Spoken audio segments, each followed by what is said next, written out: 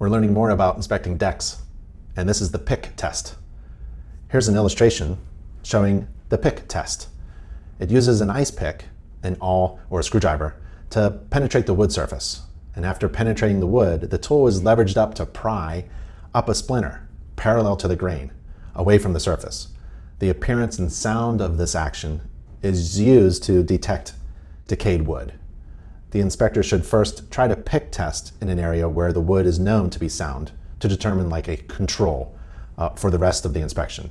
Decayed wood will break directly over the tool with very few splinters and less or almost no audible noise compared to the sound wood. The pick test cannot detect decay far from the surface of the wood, but it's a good indicator. This illustration here shows a pick test on a deck post. Although deck inspections are visual-only inspections, inspectors may want to dig around the posts and perform pick tests that are just below the grade level to look for decay of wood.